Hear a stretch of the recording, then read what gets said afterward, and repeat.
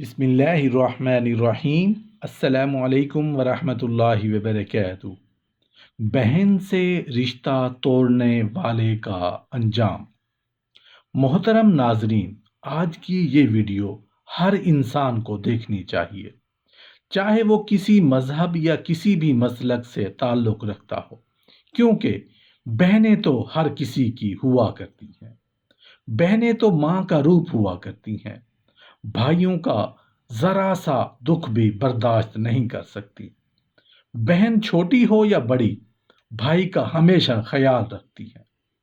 ایک بزرگ کا بیان ہے کہ ایک نیک اور صالح عجمی شخص میرا دوست تھا۔ وہ مکہ مکرمہ میں رہائش پذیر تھا۔ ساری رات خانہ کعبہ کا طواف کرتا رہتا اور ہمیشہ قرآن پاک کی تلاوت کیا کرتا تھا۔ عرصہ دراز تک اس کا یہی معمول رہا۔ میں نے اسے کچھ سونا بطور امانت دیا اور خود یمن چلا گیا۔ میں جب واپس لوٹا تو وہ شخص مر چکا تھا، یعنی فوت ہو گیا تھا۔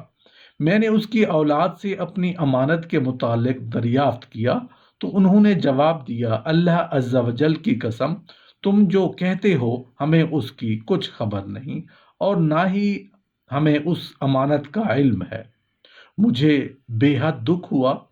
خیر، میری ملاقات حضرت سیدنا مالک بن دینار رحمت اللہ علیہ سے ہوئی تو آپ نے مجھ سے فرمایا، اے میرے بھائی، تمہیں کیا پریشانی ہے؟ میں نے سارا ماجرا کہہ سنایا تو انہوں نے فرمایا، جمعہ کو آدھی رات کے وقت جب مطاف یعنی طواف کی جگہ میں کوئی نہ ہو، تم رکن یمانی اور مقام ابراہیم کے درمیان ہو کر با آواز بلند پکارنا، اے فلاں۔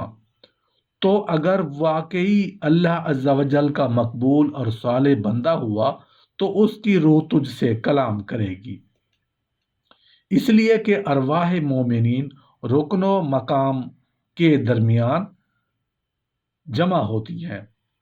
وہ بزرگ فرماتے ہیں، جمعہ کی رات آئی تو میں آدھی رات کے وقت رکنے اور مقام کے درمیان کھڑے ہو کر بلند آواز سے پکارا، اے فلاں، لیکن کسی نے مجھ سے کوئی کلام نہیں کیا۔ جب صبح ہوئی تو میں نے حضرت سیدنا مالک بن دینار رحمت اللہ علیہ کو بتایا تو آپ نے فرمایا، وہ عجمی شخص جہنمی تھا، لیکن تم ایسا کرو کہ یمن چلے جاؤ، وہاں ایک کنواں ہے جس کا نام بیر برہوت ہے۔ اس کنویں میں عذاب دیے جانے والوں کی روحیں جمع ہوتی ہیں اور وہ کنواں جہنم کے منہ پر ہے۔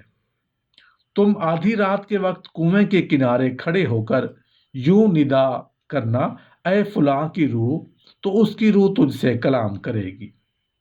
یمن پہنچنے کے بعد میں اس کنویں کے قریب جا کر بیٹھ گیا۔ آدھی رات کے وقت میں نے دیکھا کہ دو شخصوں کو لا کر اس کنویں میں اتارا گیا۔ دونوں رو رہے تھے۔ ایک نے دوسرے سے پوچھا، تو کون ہے؟ دوسرے نے جواب دیا، میں ایک ظالم شخص کی روح ہوں جو دنیا میں بادشاہ کا پہرے دار تھا اور حرام کھاتا تھا۔ ملک الموت نے مجھے اس کنویں میں پھینک دیا اور اب مجھے اس میں عذاب دیا جائے گا۔ دوسرے نے کہا، میں عبد الملک بن مروان کی روح ہوں جو نافرمان اور ظالم شخص تھا۔ اب مجھے اس کنویں میں عذاب دینے کے لیے لایا گیا ہے۔ جب میں نے ان دونوں کی چیخو پکار سنی تو گھبراہٹ کی شدت سے میرے بدن کے رونگٹے کھڑے ہو گئے۔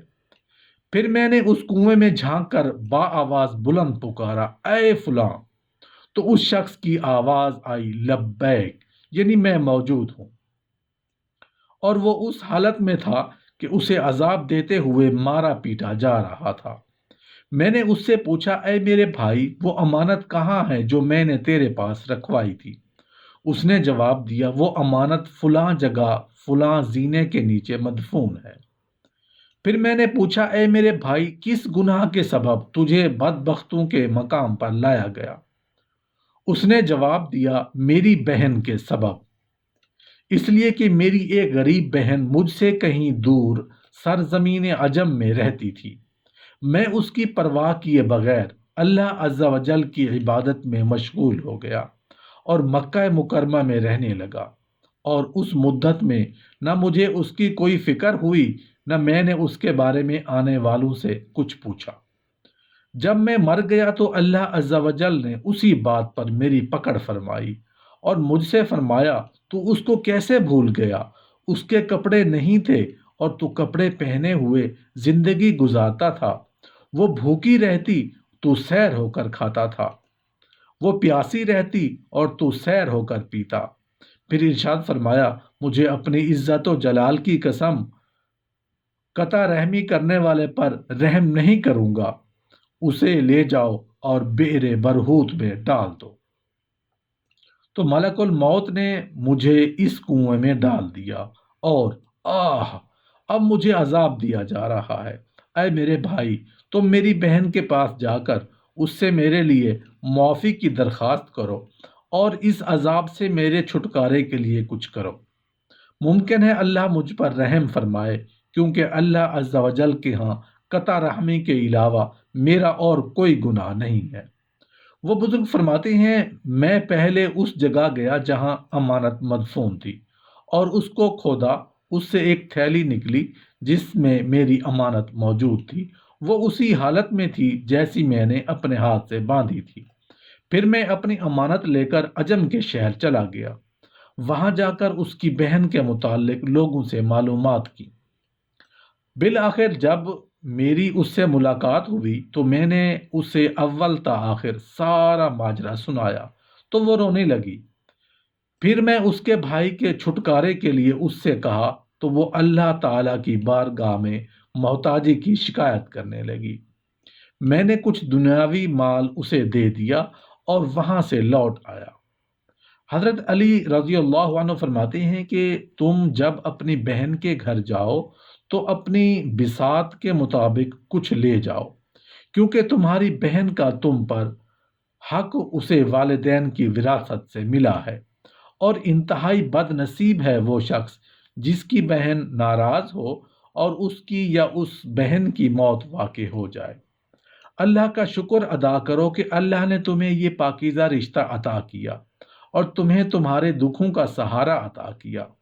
بہن اگر عمر میں بڑی ہے تو وہ ماں کے حکم میں ہے، اس کا ادب و احترام قریب قریب اسی انداز پر ہونا چاہیے جیسا کہ حدیث سے معلوم ہوتا ہے، اور اگر عمر میں چھوٹی ہے تو بھائی کے لیے ضروری ہے کہ تعلیم و تربیت اور عام برتاؤ میں ان کا اسی طرح لحاظ رکھے جس طرح ایک باپ اپنی بیٹی کا رکھتا ہے۔ پس ہر مسلمان کو چاہیے کہ صلہ رحمی کو اختیار کریں۔ رسول اللہ صلی اللہ علیہ وآلہ وسلم کا فرمان عالی شان ہے، صلہ رحمی رزق کو بڑھاتی ہے۔ صلہ رحمی عرض سے لٹکی ہوئی اللہ عز و جل کی بارگاہ میں التجا کرتی ہے، اے اللہ، تو اسے ملا جو مجھے ملائے اور تو اسے کاٹ جو مجھے کاٹے۔ تو اللہ تبارک و تعالیٰ فرماتا ہے، مجھے اپنی عزت و جلال کی قسم، میں ضرور اس کو ملاؤں گا جو تجھے ملائے گا اور ضرور اسے قطع کروں گا جو تجھے قطع کرے گا۔ عزیز و اقارب یعنی رشتہ داروں کے ساتھ حسن سلوک سے رہنے کو صلہ رحمی یعنی قرابت داری کہتے ہیں۔ رشتہ داری کی اولین بنیاد والدین ہے، انہی کے ذریعے ساری کی ساری رشتہ داریاں قائم ہوتی ہیں۔ بھائی بہن کا رشتہ انہی کے دم سے ہے۔ رشتہ داروں کا تعلق ہر انسان کے ساتھ وہی ہے جو اس کے مختلف اعضاء کا ہے، جن کی مدد سے وہ زندگی کی خوشیاں حاصل کرتا ہے۔ ہر عقل مند آدمی اپنے اعضاء جسم کو صحت مند اور قوی بنانا ضروری سمجھتا ہے، کیونکہ اس کی بدولت وہ خود صحت مند اور قوی بنتا ہے۔ بالکل اسی طرح رشتہ داروں کی مدد دراصل اپنی ہی مدد کرنا ہے۔ ہر مسلمان کا فرض ہے کہ وہ اپنی حیثیت کے مطابق اپنے خویش و اقارب کی امداد کرے۔ سورہ بنی اسرائیل میں اللہ تعالیٰ فرماتا ہے، قرابت داروں کو اس کا حق دو، محتاج اور غریب رشتہ دار ہماری امداد کے مستحق ہیں۔ اکثر دیکھا گیا ہے کہ ایک بھائی کو دنیا کی تمام آسائشیں میسر ہیں تو دوسرا بھائی کوڑی کوڑی کا محتاج ہے، لیکن امیر بھائی غریب بھائی سے بے نیاز اور لاپرواہ ہے۔ ایسا طرز عمل صلہ رحمی کے اسلامی اصول کی صریح خلاف ورزی ہے۔ ہمارے رشتہ دار ہماری صرف مالی امداد کے مستحق نہیں ہیں، بلکہ ہر طرح کی امداد کے مستحق ہیں۔ ہمیں ان کی اخلاقی مدد بھی کرنی چاہیے، وہ پریشان ہوں تو ان کی ہمت بڑھانا چاہیے، بیمار ہوں تو ان کی عیادت کرنی چاہیے، ان کی خوشی غموں میں شریک ہونا چاہیے، وہ غلط راہ چل رہے ہوں تو انہیں سمجھانا چاہیے۔ اللہ تعالیٰ نے رشتہ داروں کے ساتھ اچھا سلوک کرنے کی ہدایت کی ہے۔ نبی کریم صلی اللہ علیہ وآلہ وسلم نے بہت سے موقعوں پر مسلمانوں کو صلہ رحمی کرنے کی تاکید فرمائی۔ نبی کریم صلی اللہ علیہ وآلہ وسلم نے فرمایا، جو شخص یہ بات پسند کرتا ہے کہ اس کے رزق میں فراخی ہو، اس کی عمر دراز ہو، تو اسے چاہیے کہ رشتہ داروں کے ساتھ نیک سلوک کرے۔ کون شخص ہے جو نہیں چاہتا کہ اس کی عمر بہتر نہ ہو، اس کی روزی میں وسعت نہ ہو؟ دنیا میں سب ان چیزوں کی خواہش رکھتے ہیں۔ جو شخص اپنے رشتہ داروں کی بدسلوکی کی پرواہ کیے بغیر اپنی طرف سے نیک سلوک کرتا چلا جائے اور صبر و تحمل کی مثال قائم کر دے، وہ بہت بلند کردار انسان ہے۔ اگر ہم اپنا فرض رشتہ داروں کے ساتھ دیانت سے ادا کریں تو غربت و افلاس کا خاتمہ بھی ہو جائے، اور ایسا کرنے سے احسان نہیں ہے بلکہ ان کا حق ہے جس کی ادائیگی ہر مسلمان پر فرض ہے۔ صلہ رحمی کی اہمیت کا اندازہ اس بات سے لگایا جا سکتا ہے کہ رسول کریم صلی اللہ علیہ وآلہ وسلم نے فرمایا، رشتہ داری کو قطع کرنے والا جنت میں نہیں داخل ہو سکے گا۔ حضرت ابو ہریرہ رضی اللہ عنہ سے روایت ہے کہ ایک شخص رسول کریم صلی اللہ علیہ وآلہ وسلم کے پاس حاضر ہوا اور عرض کیا، میرے ایک رشتہ دار ہیں کہ میں ان کے ساتھ اچھا سلوک کرتا ہوں اور وہ میرے ساتھ اچھا سلوک نہیں کرتے، احسان کرتا ہوں وہ برائی کرتے ہیں، میرے ساتھ میں بردباری کرتا ہوں ان کے ساتھ وہ جہالت سے پیش آتے ہیں۔ آپ نے فرمایا، تو ایسا ہی کرتا ہے جیسا تو نے کہا، تو گویا تو انہیں گرم راکھ کو جھنکاتا ہے اور ہمیشہ تیرے ساتھ اللہ تعالیٰ کی مدد ہے۔ ان کے مقابلے میں جب تو اس پر قائم ہے، نبی کریم صلی اللہ علیہ وآلہ وسلم کا ارشاد گرامی ہے، قرابت نوازی، حسن خلق اور خوشگوار ہمسائیگی سے بستیاں آباد ہوتی ہیں، عمریں دراز ہوتی ہیں۔ جس نیکی کا سب سے جلد ثواب ملتا ہے وہ صلہ رحمی یعنی قرابت داری ہے۔ حتیٰ کہ اس کے خاندان والے فاخر بھی ہوں تو ان کے اموال میں اضافہ ہوگا۔ کوئی خاندان ایسا نہیں کہ اس کے اندر اتحاد ہو اور وہ محتاج ہو۔ احادیث مذکورہ سے معلوم ہوتا ہے کہ رشتہ داروں کے ساتھ حسن سلوک کرنے سے ہی معاشرہ پرسکون ہوتا ہے۔ اللہ پاک ہم سب کو والدین، بہن بھائیوں، رشتہ داروں، دوست احباب اور ہمسایوں سے حسن سلوک سے پیش آنے کی توفیق عطا فرمائے۔